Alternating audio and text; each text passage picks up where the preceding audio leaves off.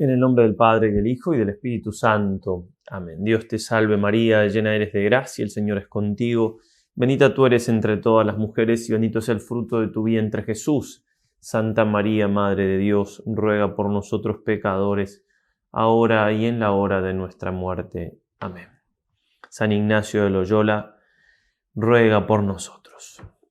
Continuamos entonces con un día más de estos santos ejercicios, tratando de enamorarnos cada vez más de nuestro Señor Jesucristo y junto con esto ir descubriendo y redescubriendo nuestra nada, nuestra pequeñez, nuestro pecado, pero que esa pequeñez, ese pecado, esa nada que descubrimos ya en la primera semana, pero que siempre tiene que estar presente, no sea causa de olvidarnos de que Dios nos llama a la santidad. Dios llama a pecadores. Jesús vino a buscar a los pecadores. Mientras más pecador me dé cuenta que soy, más entonces con confianza tengo que acercarme a Jesús. Nos acercamos y meditamos acerca de la persona adorable del Señor, a quien nos hemos animado a seguir en aquella meditación del Rey Eternal, la primera de esta segunda semana, convencidos de que la santidad viene, este nuevo principio y fundamento, en el hecho de seguir a Jesús, de imitar a Jesús, de negarnos a nosotros mismos y de buscar siempre servirlo. Va a decir el beato Don Columba Marmion: comprendamos que no seremos santos sino en la medida en que la vida de Cristo se difunda en nosotros. Esta es la única santidad que Dios nos pide, no hay otra. ¿Seremos santos en Jesucristo o no lo seremos de ninguna manera? La creación no encuentra en sí misma ni un solo átomo de esta santidad.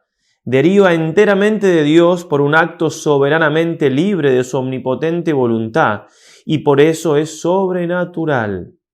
San Pablo destaca más de una vez la gratuidad del don divino de la adopción, la eternidad del amor inefable que le resolvió a hacérnoslo participar y el medio admirable de su realización por la gracia de Jesucristo. La meditación, la contemplación de este día es la pérdida y el hallazgo del niño Jesús en el templo, que San Ignacio lo trae en el número 272. Él titula así: de la venida de Cristo al templo cuando era de edad de 12 años, escribe San Lucas en el capítulo 2, versículos 41 al 50. Nosotros vamos a leer desde el 40 al 50. Entonces, después siempre de ponernos en presencia del Señor, de hacer la oración preparatoria para todos los días, la de siempre, pedir gracia a nuestro Señor, que todas nuestras intenciones, acciones y operaciones sean ordenadas al mayor servicio de alabanza de su divina majestad. No nos vamos a cansar a repetir junto con San Ignacio que la oración es la de siempre. Después de eso, entonces, la historia que vamos a meditar, a contemplar del Evangelio de Lucas, leemos: sus padres iban todos los años a Jerusalén a la fiesta de Pascua. Cuando tuvo 12 años, subieron ellos, como de costumbre, a la fiesta, y al volverse, pasados los días, el niño Jesús se quedó en Jerusalén sin saberlo sus padres. Pero creyendo que estaría en la caravana, hicieron un día de camino y le buscaban entre los parientes y conocidos, pero al no encontrarle se volvieron a Jerusalén en su busca. Y sucedió que al cabo de 3 días le encontraron en el templo sentado en medio de los maestros, escuchándoles y preguntándoles. Todos los que le oían estaban estupefactos por su inteligencia y sus respuestas. Cuando le vieron, quedaron sorprendidos, y su madre le dijo: hijo, ¿por qué nos has hecho esto? Mira, tu padre y yo angustiados te andábamos buscando. Él les dijo: ¿y por qué me buscabais? ¿No sabíais que yo debía estar en la casa de mi padre? Pero ellos no comprendieron la respuesta que les dio. Fueron a Jerusalén como estaba mandado por la ley, Deuteronomio 6:16. 3 veces al año se presentarán todos tus varones ante Yahvé tu Dios en el lugar elegido por él, en la fiesta de los ácimos, la Pascua, en la fiesta de las semanas, Pentecostés, y en la fiesta de las tiendas de los tabernáculos. Estamos aquí en la fiesta de la Pascua, que era la más importante de las 3. Para la composición del lugar vamos a aprovechar para recordar el mapa de Tierra Santa Estamos viendo entonces Tierra Santa dividida en fundamentalmente tres, ¿no? Galilea al norte, donde tenemos Nazaret, Caná, el lago de Galilea o de Tiberíades, donde fue ahí la llamada de los apóstoles, Cafarnaúm. Después al sur tenemos Judea, donde está Jerusalén, Belén, Ain Karim, donde fue entonces la visita de María, su prima, se acordarán. Y en el centro Samaria, que como saben estaba con extranjeros, además de algunos judíos, pero separados del reino. Bueno, es larga la historia, pero no se querían mucho, entonces se solía evitar. Había tres caminos para ir de norte a sur. Había un camino entonces que pasaba más cerca del Mediterráneo, subiendo por Cesarea Marítima, después por Antipatris, y ahí se bajaba a Jerusalén.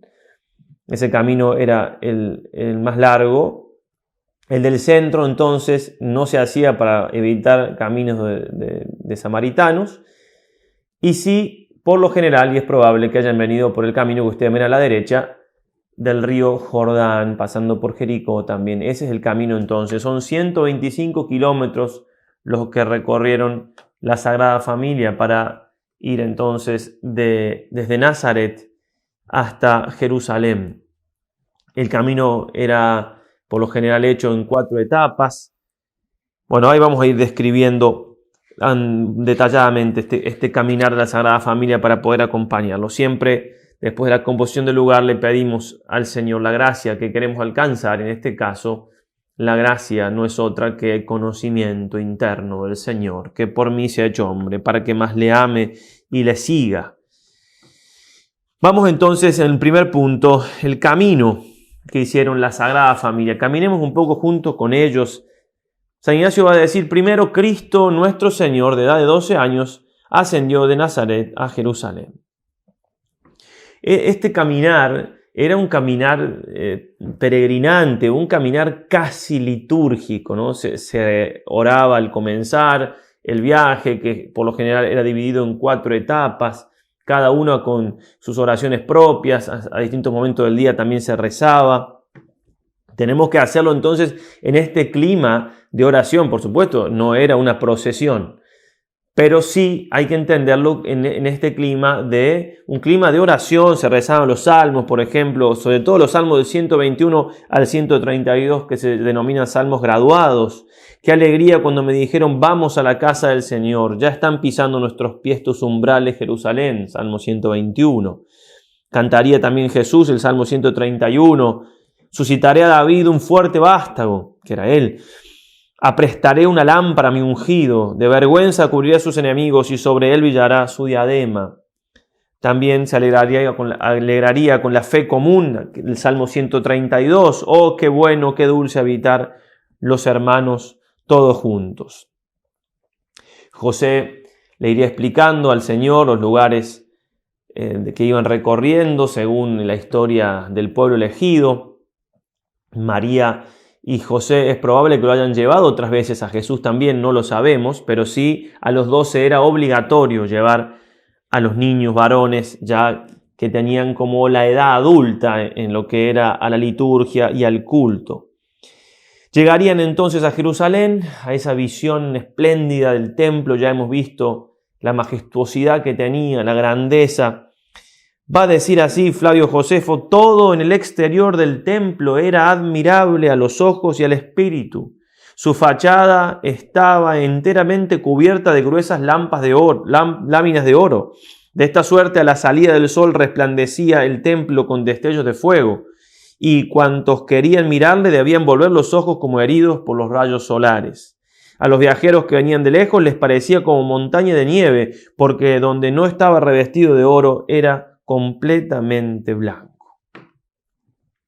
Acompañan entonces a la Sagrada Familia en este caminar, siempre recordando que si nos metemos como esclavitos indignos en la historia y la hacemos como una contemplación, puede ser de mucho provecho, de mucho fruto. Estar ahí entonces con ellos, acompañándolos. Llegar al templo, y en la llegada al templo probablemente el Señor haya visto la misma imagen triste que varios años después fue para él un momento de una enseñanza muy grande, expulsando a los mercaderes. Bueno, tratar de entrar en el corazón de Jesús, ¿no? Para tener sus mismos sentimientos. Recordemos ese templo que está ahí, donde estaba la presencia de Dios. Es figura de Él, que es el templo por antonomasia, que es la presencia de Dios por antonomasia. Toda una historia del pueblo judío, ¿no? La Shekinah, esa presencia de Yahvé, primero en el desierto, en la tienda del encuentro, después en el templo, que en definitiva era una prolongación de aquello.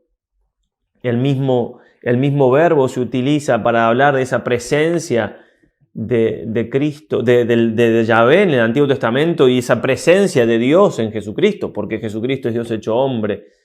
Bueno, cuánta riqueza ahí, cuánta pedagogía divina para preparar la venida de su Hijo. Siglos y siglos preparando la venida de su Hijo, la presencia de Dios entre los hombres, la encarnación del Verbo.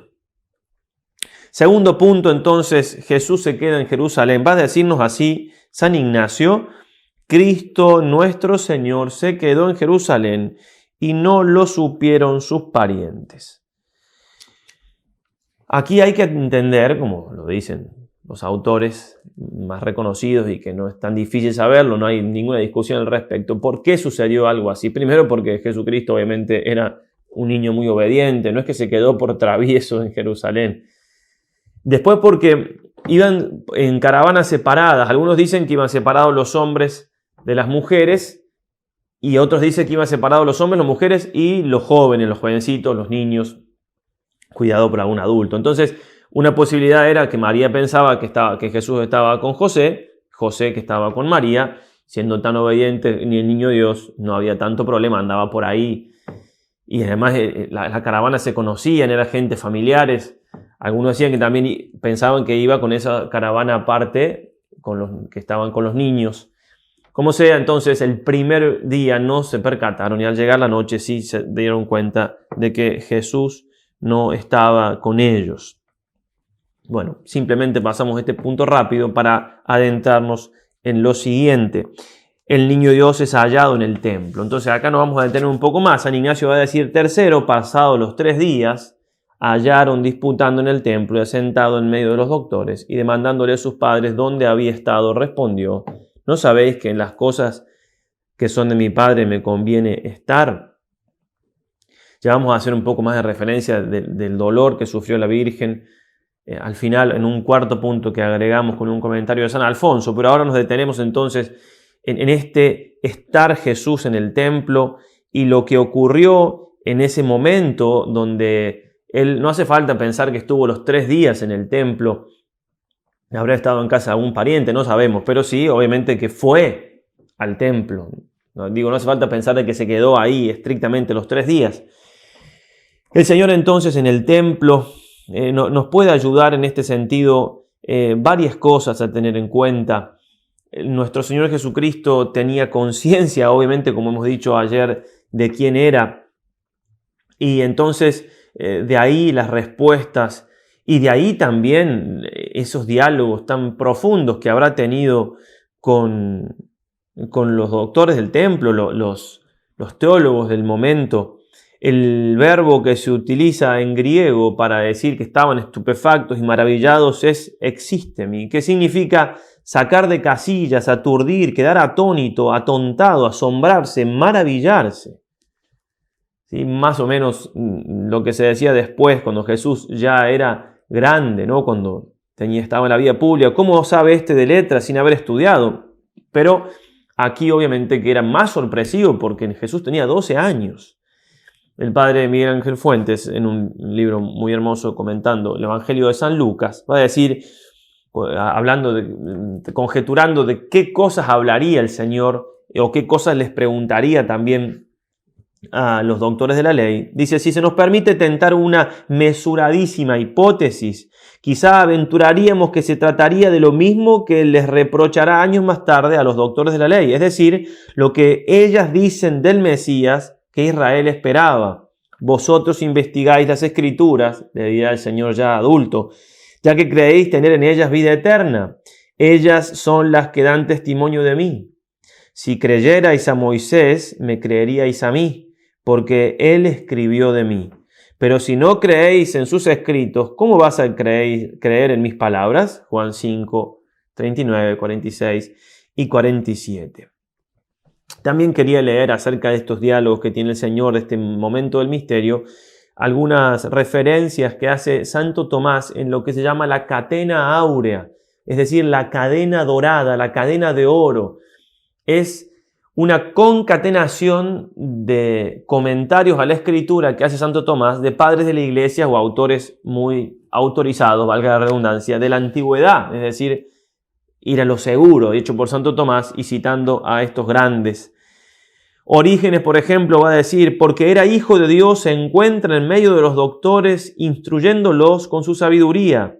Porque era niño, se encuentra en medio de ellos, no enseñándoles, sino preguntándoles, por lo cual dice, sentado en medio de los doctores, que ora lo escuchaban, ora los preguntaba. Preguntaba no para aprender, sino para ilustrar preguntando, que el preguntar y responder con sabiduría nace de una sola fuente de doctrina, de donde prosigue y cuantos lo oían quedaban pasmados de su sabiduría, etc. Beda el Venerable dirá, para manifestar que era hombre oía humildemente a maestros que al fin eran hombres. Para probar que era Dios les respondía de una manera sublime cuando le preguntaban. El griego dirá, pregunta de una manera razonable, oye de una manera prudente y responde de una manera todavía más prudente, lo cual llenaba de estupor a los que lo oían, por lo cual sigue, al verle pues sus padres quedaron maravillados. San Juan Crisóstomo, el Señor no hizo ningún milagro durante su niñez, solamente hizo esto, como refiere San Lucas, en el cual se mostró admirable. Otra vez, Beda el Venerable, manifestaba pues su lengua una sabiduría divina, pero su edad manifestaba la debilidad humana, por lo que los judíos, turbados y admirados, dudan entre la sublimidad de lo que oyen y la sublimidad de lo que ven. Y de la humildad de lo que ven. Nosotros, sin embargo, no debemos admirarnos de ningún modo, porque sabemos por el profeta, Isaías 9:5, que aun cuando ha nacido un niño para nosotros, siempre es el Dios fuerte. Que nos ayude esto entonces a estar en la historia, a contemplar, a verlo al Señor, a ver las caras de los doctores de la ley, un niño de 12 años, ¿no? Con esa sabiduría, obviamente en su vida habrán escuchado semejante cosa y no la escucharán más hasta que el mismo Señor ya grande vuelva a enseñarles cosas y a hablar con ellos. La respuesta, vamos a decir algo de la respuesta de Jesús a María y a José. Se puede traducir de dos maneras lo que le dice el Señor. Por un lado, que tenía que estar en la casa de mi Padre y también ocuparse de las cosas de mi Padre. Interesante. Lo que hacen notar también es que María le dice, yo y tu padre te buscábamos, y Jesús le dice, tengo que ocuparme de las cosas de mi Padre, como corrigiéndolo el tu Padre con el mi Padre, ¿no? Haciendo alusión a dos padres distintos. Obviamente San José, como vamos a ver, y la Virgen sabían perfectamente el origen divino del Señor, pero el que hacía las veces de padre en la tierra era José, y Jesús entonces eleva la respuesta hablando de su Padre celestial. Con esta respuesta, va a decir el Papa Benedicto XVI, del niño a sus 12 años ha quedado claro, por un lado, que él conoce al Padre, Dios, desde dentro. No solo conoce a Dios a través de seres humanos que dan testimonio de él, sino que lo conoce en sí mismo. Como hijo, él vive en un tú a tú con el Padre. Está en su presencia. Por eso, como ya decíamos ayer, tener cuidado de no pensar que Jesús no sabía quién era, o que se dio cuenta cuando ya era más adulto. Y con este misterio, además de que el misterio del Verbo encarnado en sí mismo nos habla de este conocimiento del Señor, con este misterio, con esta respuesta, queda todavía mucho más claro cómo el Señor está muy, muy, muy en sí mismo, convencidísimo y sabiendo perfectamente quién es y a lo que ha venido. De hecho, también se puede contemplar en esta llegada al templo, cómo Jesús vería cuando mataban al Cordero Pascual, cuando le ponían esas broquetas después de muerto con forma de cruz, todos los sentimientos que traerían con respecto a su mismo sacrificio. todo lo que nos ayude a entrar en el corazón de Cristo, que se vuelve a ofrecer al Padre, que acepta la voluntad todo el tiempo. Bueno, y esta respuesta de Jesús también nos puede ayudar a ver en nosotros, en ese reflectir en nosotros mismos que nos pide San Ignacio, ver en nosotros cómo nos ocupamos de las cosas de nuestro Padre, del tiempo que le dedicamos a la oración. Sí, cuando San Ignacio habla de esto más adelante, dice Jesús se quedó por vacar en las cosas de su Padre, por vacar, por dedicarse a, por ocuparse en.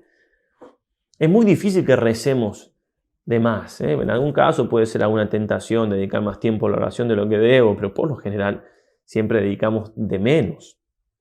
Y vemos cómo Jesús entonces se queda. Y es cierto que la oración también tiene que darse en la vida de todos los días, en el sentido de que puedo rezar mientras hago las demás cosas. Al comienzo de la vida espiritual es como apartamentos estancos. En este momento hago oración, en este momento hago otra cosa, lo que sea. Pero con el paso del tiempo, eso tiene que ir como mezclándose. Gracias al tiempo que dedico a la oración, ya mi vida se va transformando en oración.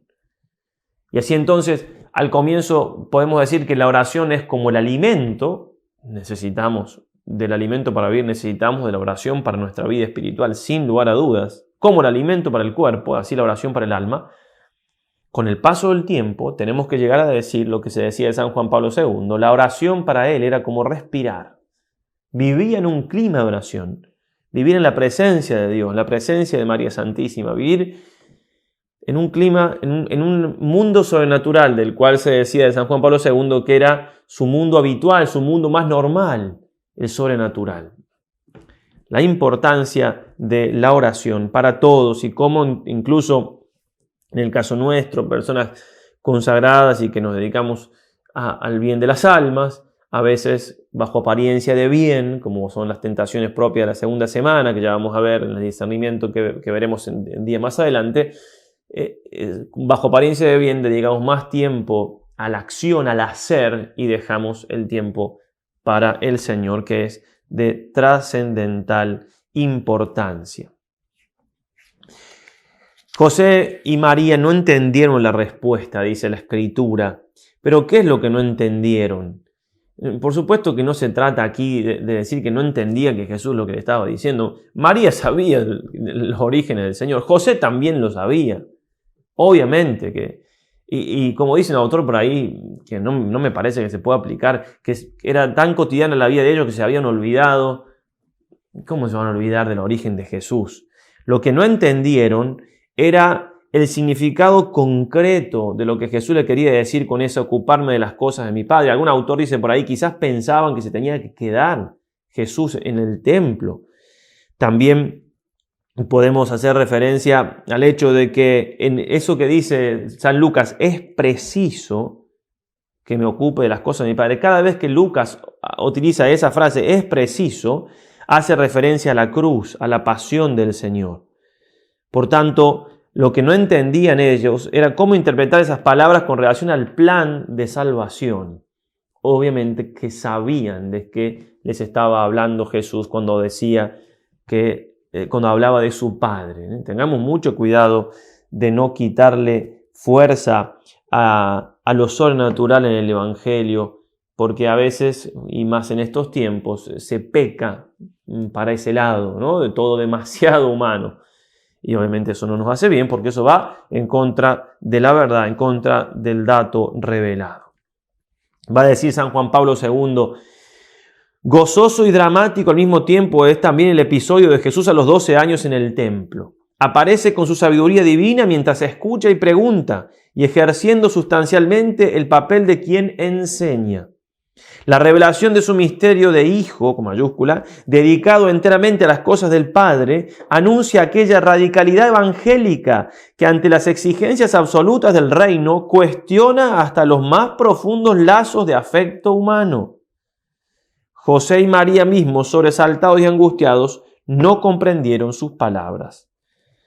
De este modo, meditar los misterios gozosos, está hablando de estos misterios del Papa en este momento, significa adentrarse en los motivos últimos de la alegría cristiana y en su sentido más profundo. Significa fijar la mirada sobre el concreto del misterio de la encarnación y sobre el sombrío preanuncio del misterio del dolor salvífico. De hecho, cuando dice el Papa gozoso lo pone entre comillas. María nos ayuda a aprender el secreto de la alegría cristiana, recordándonos que el cristianismo es ante todo evangelio, es decir, buena noticia, que tiene su centro, o mejor dicho, su contenido mismo en la persona de Cristo, el Verbo hecho carne, único Salvador del mundo. Y ahora sí, entremos en el cuarto punto, que es acerca del dolor de María Santísima en este misterio. Así comentará San Alfonso entonces este misterio y estos dolores de María en su libro Las Glorias de María. En toda su infancia se habló siempre de contradicción, espadas, no hay sitio, exilio, matanza. Ahora se agregaba pérdida y desaparición. Esta es la primera separación de la Virgen respecto de su Hijo. Y en esta prueba pasajera después de todo se preparaba la gran separación de la cruz. ¿Sería la espada profetizada por Simeón? Escribe el apóstol Santiago que nuestra perfección consiste en la virtud de la paciencia. La paciencia debe ir acompañada de obras perfectas para que seáis perfectos e íntegros sin que dejéis nada que desear. Pues bien, habiéndonos dado el Señor a la Virgen María como ejemplo de perfección, fue necesario que la colmase de sufrimientos para que así nosotros pudiésemos admirar e imitar su heroica paciencia. Entre los mayores sufrimientos que la Madre de Dios padeció en su vida estuvo el que ahora vamos a meditar, es decir, el de la pérdida de su Hijo en el templo. Quien nació ciego poco siente no ver la luz del día, pero quien durante algún tiempo ha tenido vista y ha gozado de luz, siente más duramente su ceguera. De modo semejante, los infelices que, cegados por el fango de esta tierra, poco han conocido a Dios, poco pesar sienten por no encontrarlo. Pero quien, al contrario, iluminado por la luz del cielo, ha sido hallado digno de encontrar con el amor la dulce presencia del sumo bien, ¿cómo se duele cuando se siente privado de él? Veamos pues cuán dolorosa tuvo que ser para María, que estaba acostumbrada a gozar de la dulcísima presencia de su Jesús, esta tercera espada que la hirió cuando, habiéndolo perdido en Jerusalén, se vio por 3 días privada de él. Ahora consideremos qué afán tuvo que experimentar esta afligida madre durante aquellos 3 días en los que anduvo por todas partes preguntando por su hijo, como la esposa de los cantares. ¿Acaso habéis visto al que ama mi alma? Sin que nadie le diera razón. María, con cuánta mayor ternura, cansada y fatigada sin haber encontrado a su amado, podía decir lo que Rubén de su hermano José: el niño no aparece y entonces, ¿a dónde iré yo? Mi Jesús no aparece y yo no sé qué más hacer para encontrarlo, pero ¿a dónde voy sin mi tesoro? Ella, llorando constantemente durante aquellos 3 días, podía repetir con David: son mis lágrimas mi pan de día y de noche, mientras me dicen todo el día: ¿en dónde está tu Dios? Con razón escribe Pelbarto que aquellas noches la afligida madre no durmió, llorando y suplicando a Dios que le hiciese encontrar a su hijo. Y durante este tiempo, al decir de San Bernardo, se dirigía con frecuencia a su mismo hijo con las palabras de la esposa: Indícame, amor de mi alma, dónde apacientas el rebaño, dónde lo llevas a sestear a mediodía, para que yo no ande como errante. Hijo, hazme conocer dónde estás, para que no ande por más tiempo a la aventura, buscándote en vano. Hay quien dice que este dolor de María está no solo entre los mayores que sufrió, sino que fue el más grande y amargo de todos, y no sin alguna razón. Lo primero, porque en los otros dolores María tenía consigo a Jesús. Padeció con la profecía de Simeón en el templo y en la huida de Egipto, pero siempre con Jesús. Mas en este dolor padeció lejos de Jesús, sin saber dónde estaba. Me falta la luz misma de mis ojos, dice el Salmo. Así decía llorando ella: ay, que la luz de mis ojos, mi amado Jesús, no está conmigo, vive alejado de mí y no sé dónde está. Dice Orígenes que a causa del amor que esta Santa Madre tenía a su Hijo, padeció más con la pérdida de Jesús que cualquier mártir pudiera padecer con los dolores de su martirio. Y lo cita a Orígenes diciendo: muchísimo sufrió porque lo amaba intensamente, más sufrió por su pérdida que el dolor de cualquier mártir en su muerte. Sigue San Alfonso: qué largos los 3 días para María. Le parecieron como 3 siglos, días amargos sin que nadie pudiera consolarla. ¿Y quién podría consolarme?, decía con Jeremías, si el único que puede consolarme está lejos de mí. Por eso no se cansan de llorar mis ojos. Por eso lloro yo, mis ojos se van en agua, porque está lejos de mí el consolador que reanime mi alma. Y con Tobías repetía: ¿qué gozo puede haber para mí que me siento en las tinieblas y no puedo ver la luz del cielo? La segunda razón para hablar de que fue el más grande de los dolores es que en los demás dolores María entendía la razón y el fin de los mismos, es decir, la redención del mundo y el divino querer, pero en este caso no sabía el porqué de la ausencia de su hijo. Dolíase la desconsolada madre al verse alejada de Jesús, a la vez que su humildad, dice el Aspergio, le hacía pensar que no era suficientemente digna de tenerlo a su lado para cuidarlo y poseer tan rico tesoro. Pensaría que no le había servido como se merecía, habría cometido alguna negligencia por la cual la había abandonado. Lo buscaban, dice Orígenes, temerosos de que los hubiera dejado. Y cierto que no hay sufrimiento más grande para un alma que ama a Dios que el temor de haberle disgustado. Por eso María en ningún otro dolor se lamentó como en este, quejándose amorosamente cuando lo encontró. Hijo, ¿por qué nos has hecho esto? Tu padre y yo angustiados te andábamos buscando. Con estas palabras María no quiso reprender a Jesús, como dijeron ofuscados algunos herejes, sino que quiso manifestarle el dolor que había sentido por su pérdida, teniéndole el amor que le tenía.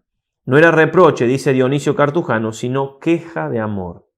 En suma, fue tan dolorosa esta espada de dolor para el corazón de la Virgen que la Beata Bienvenida, deseando un día y rogando a la Santa Madre le concediera poder acompañarla en este dolor, María se le presentó con su Jesús en brazos.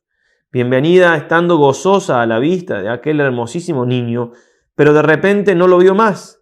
Fue tanta la pena que sintió la Beata que recurrió a María pidiéndole por piedad que no le dejara morir de dolor. La Santísima Virgen se le apareció de nuevo después de 3 días y le dijo: has de saber, hija mía, que tu dolor no ha sido más que una pequeñísima porción del que yo sufrí al perder a mi hijo. Este dolor de María primeramente debe servir de consuelo a quienes están desolados y no gozan la dulce presencia de su Señor, que en otro tiempo sintieron. Y esa es la parte que nosotros tenemos que hacer, que San Ignacio nos dice, reflectir en nosotros mismos. Acá conclusiones San Alfonso para nosotros. Lloren sí, pero con paz, como lloraba María la pérdida de su hijo. Cobren ánimo y no teman haber perdido la divina gracia, escuchando lo que dijo a Santa Teresa: ninguno se pierde sin saberlo y ninguno es engañado si no quiere ser engañado. Si el Señor le retira la sensación de su presencia, la desolación sería esto, ¿no? A quien le ama, no por esto se retira de su corazón, como ya lo habíamos visto, pero es muy bueno repetirlo y recordarlo. Se esconde para que se le busque con mayor deseo y amor más ardiente, el ayer contra. Pero el que quiera encontrar al Señor es necesario que lo busque no entre las delicias y los placeres del mundo, sino entre las cruces y las mortificaciones, como lo buscó María. Escribe Orígenes: aprende de María a buscar a Jesús. Por lo demás, el único bien que debemos buscar es Jesús. Cuando Job perdió todo lo que poseía, hacienda, hijos, salud y honra, hasta llegar a tener que sentarse en un muladar, como tenía a Dios, a pesar de todo, era feliz. Dice San Agustín hablando de él: perdió lo que le había dado Dios, pero tenía a Dios. Son de veras infelices y desdichados quienes han perdido a Dios. Si María lloró durante 3 días la pérdida de su hijo, con cuánta más razón deben llorar los pecadores que han perdido la gracia de Dios y a los que el Señor les dice por boca de Oseas: vosotros no sois mi pueblo, ni yo soy para vosotros vuestro Dios. Porque esto es lo que hace el pecado, separa al alma de Dios. Vuestras culpas os separan a vosotros de vuestro Dios, y vuestro pecado le hizo esconder su rostro. Isaías 59:2. Por lo cual, aunque uno sea muy rico, habiendo perdido a Dios, todo lo de la tierra no es más que humo y sufrimiento, como lo confesó Salomón. Todo es vanidad y aflicción de espíritu. Pero la mayor desgracia de estos pobres ciegos, dice San Agustín, es que si pierden un buey, salen en su seguimiento. Si pierden una oveja, no dejan de hacer ninguna diligencia para encontrarla. Si pierden un jumento, no descansan hasta que lo hallan. pero pierden el sumo bien que es Dios y comen y beben tan tranquilos. Hasta aquí entonces la cita de San Alfonso, y después pone un ejemplo que se cuenta en las cartas anuales de la Compañía de Jesús, que un joven estaba por salir de su casa para cometer un pecado y oyó una voz que le decía: detente, ¿a dónde vas? Se volvió y vio una estatua de la Virgen Dolorosa, con las espadas en su corazón. Ella se sacó el puñal que tenía en el corazón y se lo alargó diciendo: toma este puñal y hiéreme a mí primero, pero no hieras a mi hijo con semejante pecado. Al oír esto, el joven se postró en tierra y, del todo arrepentido y deshecho en llanto, pidió al Señor y a la Virgen María el perdón de su pecado. Que nos ayude a considerar este dolor de María, entonces buscar de evitar el pecado para no entristecer tanto y hacer sufrir a nuestra madre. Que nos ayude el ejemplo de Jesús a poner a Dios primero en nuestra vida, también el ejemplo de María a buscar a Jesús. Que nos ayude este misterio a lograr un conocimiento interno del Señor, que por mí se ha hecho hombre para que más le ame y le siga. No dejar siempre, por supuesto, de terminar con un coloquio con María, con Jesús, con José, que por supuesto también participa de estos dolores, de estos sufrimientos. El coloquio, recuerden, puede ser hecho en cualquier momento de la contemplación. Puede ser un gran coloquio la contemplación, incluso hablando con ellos en medio de la escena, como un esclavito indigno que se atreve a hablar con... Bueno, pero asegurarnos al final, si no hemos hecho coloquio, al menos unos minutitos de dedicar a esto tan importante. Ave María Purísima, sin pecado concebida.